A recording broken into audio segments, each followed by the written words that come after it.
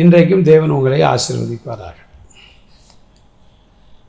என் வாழ்க்கையே போச்சு பாஸ்டர், என் வாழ்க்கை இனி ஒப்பேற மாட்டேன், அவ்வளோதான், முடிஞ்சு போச்சு, நான் என் பிள்ளைங்க என்னை வஞ்சிட்டான்,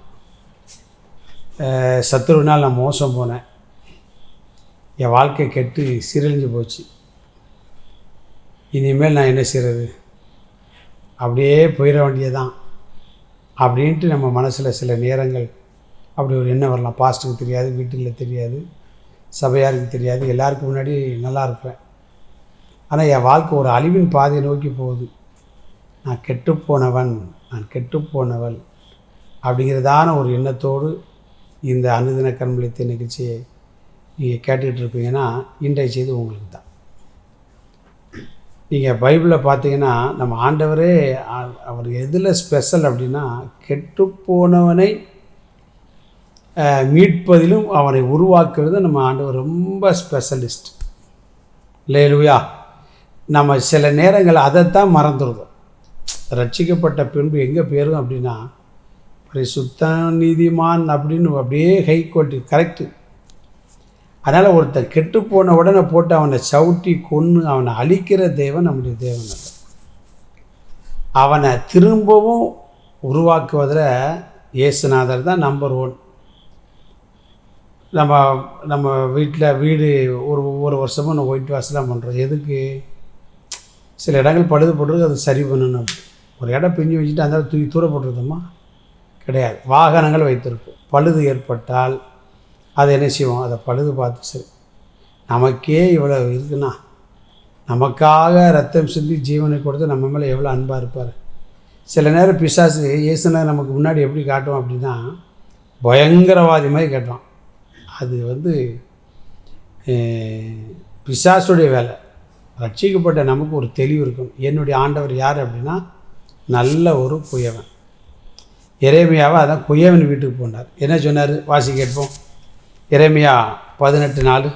குயவன் வணைந்து கொண்டிருந்த மண்பாண்டம் அவன் கையிலே கெட்டு போயிற்று. அப்பொழுது அதை திருத்தமாய் செய்யும்படிக்கு தன் பார்வைக்கு சரியாய் கண்டபடி குயவன் அதை திரும்ப வேறே பாண்டமாக வணைந்தான். பார்த்தீங்களா? அதை கீழே நீங்கள் வாசித்து பார்த்தீங்கன்னா இஸ்ரவேல் குடும்பத்தை குறித்து சொல்லப்பட்டிருக்கு. அந்த குயவன் கையில் உள்ள களிமனை போல் இந்த ஜன ஆண்டருக்கு நான் அவங்களை திரும்பவும் வணைவேன். அதே ஆண்டவர் தான் இன்றைக்கு நம்மை பார்த்து உங்களை பார்த்து சொல்கிறார். கெட்டு போட்டோம்னா நினைக்க ஒன்று திரும்பவும் உருவாக்குவேன். ஏன்னா பைபிளில் அதெல்லாம் பார்க்குறோம். தாவீது என்ன செய்தான்? கெட்டு போனான். அதுக்காக தன் வாழ்க்கையில் அழிஞ்சு போகணும்னு அவன் நினைக்கல, அப்படியே போயிடலாம் நினைக்கல. யூதாஸ் அப்படி ஒரு தவறான முடிவு எடுத்துட்டான். ஆனால் பேதுருவோ தாவீதோ அப்படிப்பட்ட அனுபவங்கள் அவங்கள்ட்ட இல்லை. என்ன செய்தாங்க? தாவீது திரும்பவும் அவர் சமூகத்தில் விழுந்து மந்தாடி அழுது அவர் கொடுக்குற தண்டனை ஏற்றுக்கொண்டு அவர் பாதத்தில் விழுந்து திரும்பவும் பார்த்திங்களா, அந்த தாவீதை திரும்ப ஒரு பாண்டமாக ஃபஸ்ட் கிளாஸ் மனுஷனாக திரும்ப ஒரு நல்ல நீதிமானாய் பரிசுத்தவானை மாற்றி வாழ்நாள் முழுவதும் சூப்பர்மேன தாவீதை கர்த்தர் மாற்றினார். பேதுருவும் அப்படி தான் மறுதளித்தான், சபித்தான், சத்தியம் பண்ணான். ஆனால் யூதாஸ் எடுத்த ஒரு தவறான முடிவை அவன் எடுக்கும். நீங்கள் அப்படி எடுத்துறாங்க. தவற இனி சர்ச்சைக்கே போகக்கூடாது, பைபிள் வாசிக்கக்கூடாது, ஜெபம் பண்ணக்கூடாது, நம்ம அதுக்கு தகுதி இல்லை, யார் வேணால் என்ன சொல்லட்டும், இயேசுநாதர் என்ன சொல்கிறாருன்னு நீங்கள் பார்க்கணும். பைபிளை திருப்பி பாருங்கள். அவர் நல்ல ஒரு குயவன். திரும்பவும் என்ன செய்வார் அப்படின்னா, திரும்பவும் நம்ம என்ன செய்வார்? வணைவார். வணைவார்னு என்ன அர்த்தம்? திரும்ப வேறு ஒரு பொருளாக வணைந்து ஃபஸ்ட் கிளாஸ் பாண்டமாக வணைந்து ஒரு விலையேறப்பெற்ற ஒரு அனுபவத்திற்குள்ளாக நம்மளை என்ன செய்வார்? கொண்டு வருவார். பேதர் அப்படி தான் வந்தான். அப்புறம் அவன் தான் நம்பர் 1 அப்போஸ்தலர். அதனால் உங்களுடைய வாழ்க்கையிலும் நீங்கள் எந்த சூழலை கெட்டு போயிருந்தாலும் அதை மறந்துடுங்க.